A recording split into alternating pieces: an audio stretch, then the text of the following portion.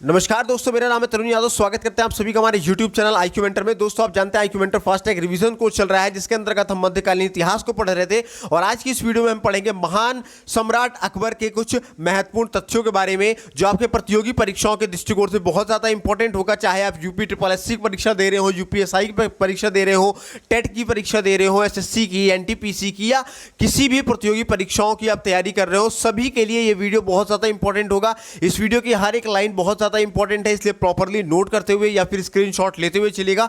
बिना time waste किए शुरुआत करते हैं आज के सेशन की। अकबर की अगर बात करें दोस्तों, तो अकबर का शासनकाल 1556 से 1605 ईस्वी तक माना जाता है। जलालुद्दीन मोहम्मद अकबर का जन्म अमरकोट में हुआ था और 13 साल की आयु में कालानौर में उसकी ताजपोशी हुई। उनका संरक्षक बैरम खां था और 1556 से 1560 का समय जो है वो बैरम खां का समय माना जाता है। इसके अलावा 1556 ईस्वी में पानीपत की दूसरी लड़ाई में उसने हेमू को हराया। ये देखिए, ये लाइन इंपॉर्टेंट है। पानीपत की दूसरी लड़ाई कब हुई थी? 1556 ईस्वी में हुई थी। ठीक है, उन्होंने हेमू को हराया था और हाजी खान ने पाटन में बैरम खां को मार डाला। इसके बाद 1573 ईस्वी में अकबर ने गुजरात विजय के स्मरण स्वरूप बुलंद दरवाजा बनवाया था। अगर बात करें अकबर के समय की कुछ महत्वपूर्ण लड़ाइयों के बारे में, तो अकबर ने 1561 में मालवा का युद्ध लड़ा। किसके खिलाफ लड़ा? संगीत प्रेमी बाज बहादुर के खिलाफ लड़ा, जिसमें अकबर विजयी होता है। उसके बाद फिर 1562 ईस्वी में ठीक एक साल बाद वो चुनार का युद्ध लड़ता है।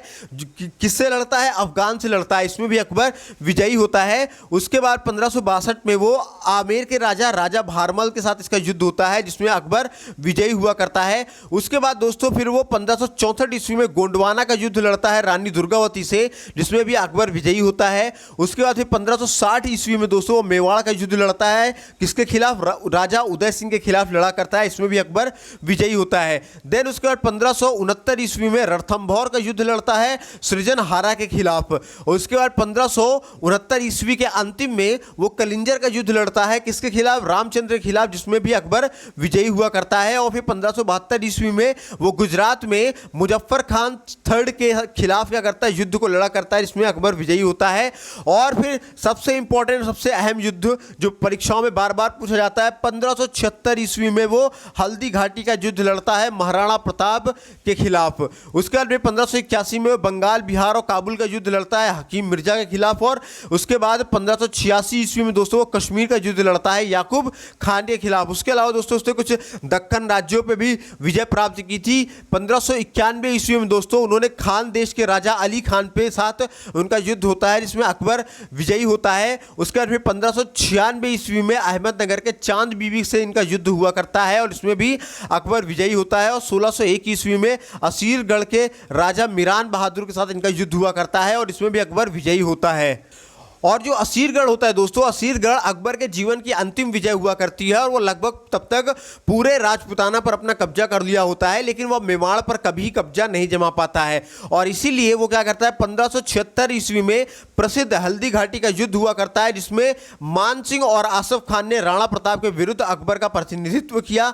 और इसमें क्या हो जाता है? अकबर की सेना विजयी हो जाया करती है। अकबर ने पूरे भारत को एक आधिकारिक भाषा फारसी भाषा दी और अब्दुल रहीम को गुजरात विद्रोह दबाने के लिए खाने खाना की उपाधि दी। इसके अलावा बीरबल यूसुफ जई के विरुद्ध एक अभियान में मारा गया। इसके अलावा अकबर ने 1563 में तीर्थ यात्रा कर और 1564 में जजिया कर समाप्त कर दिया। और फतेहपुर सीकरी में उसने इबादत खाना बनवाया, जहां प्रत्येक बृहस्पतिवार को धार्मिक चर्चा होती थी। और 1578 में उसने इसे धर्म संसद में बदल दिया। और 1589 में मजहर की उद्घोषणा हुई और अकबर ने इमाम आदिल बन गया। और 1582 में इबादत खाना की बैठक बंद हो गई और तौहीद इलाही या फिर दीन इलाही धर्म की शुरुआत हुई। और फौजी द्वारा खुतबा अकबर ने 1575 ईस्वी में पढ़ा और बीर सिंह बुंदेला ने अबुल फजल की हत्या कर दी। और अंत में पेचिस की बीमारी के कारण अकबर की मृत्यु हो जाया करती है, जिसे सिकंदरा में दफनाया गया और वहां पे अकबर का ये कब्र भी बोला जाता है। ठीक है, इसके अलावा अगर अकबर के प्रशासन के बारे में जाने दोस्तों, तो अकबर का जो साम्राज्य था वो 12 सूबों में बटा हुआ था।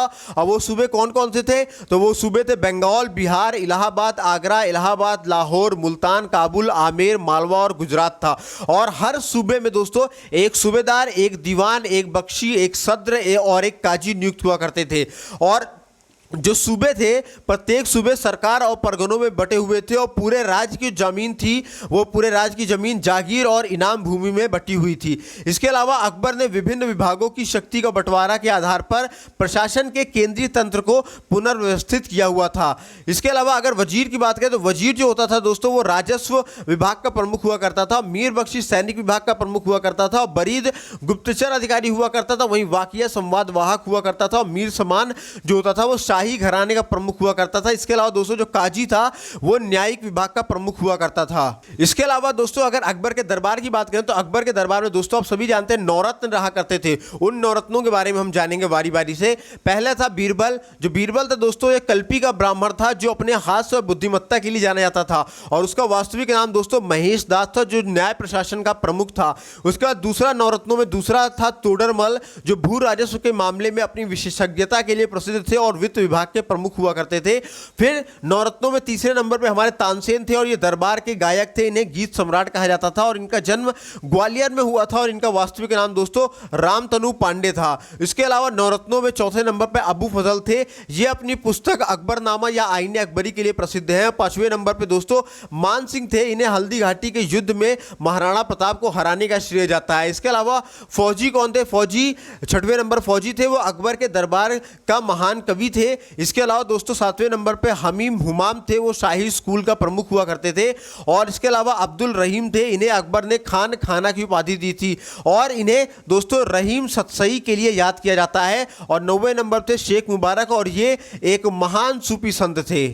अब सबसे इंपॉर्टेंट चीज हम देखेंगे जो एग्जामिनेशन के बहुत ज़्यादा इंपॉर्टेंट होता है वो क्या है? अकबर के कुछ महत्वपूर्ण कार्य। इसको जरूर आप नोट कर लीजिएगा, स्टार बना करके या स्क्रीनशॉट ले लीजिएगा।